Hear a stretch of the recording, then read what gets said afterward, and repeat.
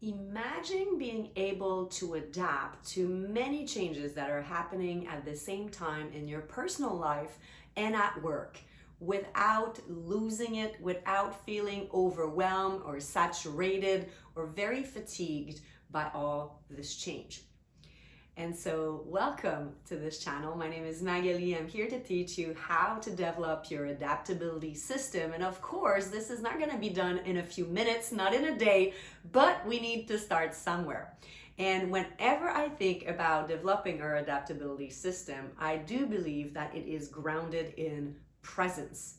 And so the topic of today is how do we develop our own capacity to be more present, to be more attentive, to be more in the here and the now, out of our mind, which is always thinking about the past, about what should we do in the future.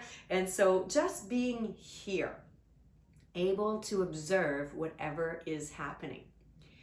And in order to develop your adaptability and your level of presence, today I'd love you to think about one thing that you are doing where you get lost in the moment.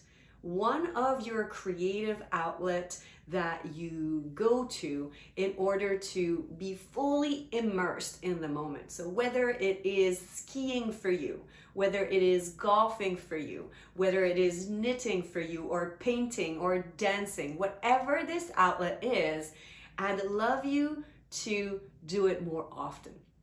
Because whenever you're able to touch that feeling of being in the flow, being in the moment, wherever you are fully immersed into the task or the creative process, you're actually not thinking of anything else. You're really fully dedicated and attentive to whatever you are doing.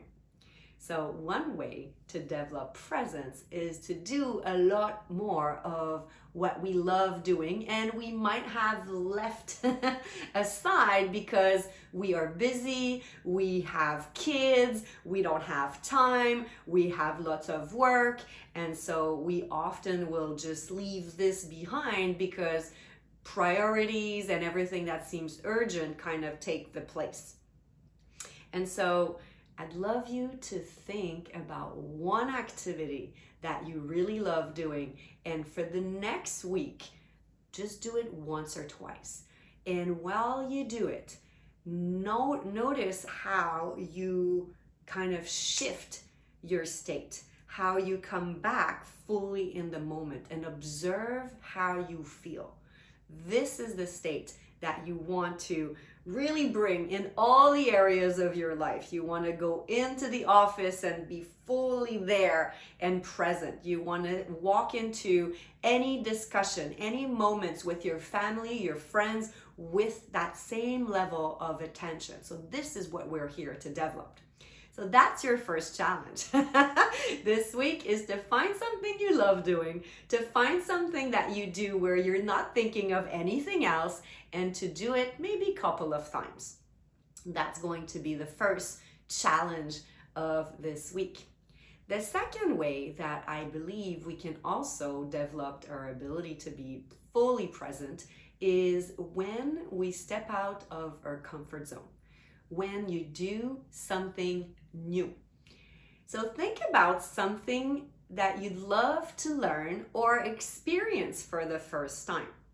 Whether it is learning a new language, whether it is, I want to go to the restaurant alone, I've never done that, or I want to travel alone, or I want to do anything, bungee jumping, little extreme, but something that excites you, but yet also make you a little fearful. And maybe that you are going to start questioning, do I really want to do that? It's stretching myself a little bit, or it's kind of bringing me to a zone where I'm going to be in a lot of unknowns. Going to a dancing night alone, experimenting anything new. You never jogged? How about you start walking and jogging? This could be a first time. And so these new things that we do will also immerse ourselves fully in the moment. That's another really effective way, an effective playground to develop your presence. Because let's imagine you're learning to bike for the first time. I remember when I lived in Sweden teaching my Australian friend how to bike. And we were 23 years old and she had never picked up a bike because she lived in the middle of Sydney and it was not something that she done. She was walking everywhere. She didn't need to bike. And so for the first time when she got on the bike and I was holding her, she was super stressed, but she was not thinking of anything else. She was holding on, thinking about where to put the feet, how to just kind of get into the motion, how to keep her balance. She was not thinking of our past or the future. She was fully here and now, dedicated, plenty, like with all her attention to try to get on that bike and to try to have me kind of leave her bike on her own. It took us a few times, I must admit, but she did it. And she actually did learn how to bike, so that was fantastic.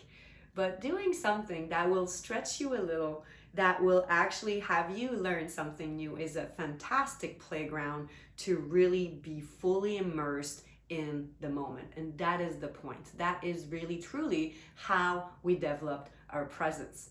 So if you want to get better at it, I will actually give you 2 challenges this week, and I'd love to read in the comment, what are you going to go back to as a creative outlet to really have more fun in your life, and try to bring this a little bit more often. Even though you're very busy, it could be a 5-minute meditation. That's good. It could be, I'm going to go run 10 minutes. It could be anything that you already done and that really brings you in this state of just, it feels good.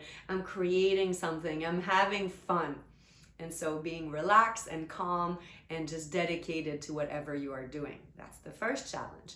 The second challenge is to think about something new you could do and then experience it. So we want it to be realistic, of course, because if you're saying, I want to go travel Egypt and you need $10,000, it's not going to happen shortly. And so the goal is to bring down the bar and think of something you can learn locally. Think of something you can learn from home, or you could start doing for the very first time. You imagine you want to learn tango. You're going to have to go to a first tango lesson at some point. And so these things can really truly help you to practice presence, to develop your ability to stay attentive, curious, observant, and that is going to bring you back into the present moment. After this, we're going to explore, of course, how we can bring this back into a work environment, into our personal life, but truly, that is the first step. So I wish you luck on your 2 challenges. I look forward to reading you in the comment to see what is it that you're going to bring back into your life and what is one new thing that you could experience in a short little while. And while you do this, if you want to have support in adapting on a regular basis, I'm going to drop in the descriptions the link to the journal that was created to help you assess where you are starting from in terms of your adaptability level. It's always good to assess where we are if we want to improve it. And so that's going to be available in the journal. And there's also an ebook that has been written that will speak about 7 micro practices that can help you shift by bringing you outside of your mind, by resetting, realigning kind of yourself whenever you feel chaos and overwhelm is gaining a little bit more space in your day-to-day. And so those 7 practices can really help you 1 micro moment at a time to act from intention and not react. And so this could be also a very interesting read. I am working on a mini immersion if you'd like to really walk the path even more and truly invest in yourself and invest time in developing presence and your adaptability system. I'll be glad to tell you more. It's not ready yet, but it is also coming. And once it's going to be available, you'll also find the link in the comments. Until next time, I wish you the very best. Nice talking to you. And I wish you great success on your new adventures.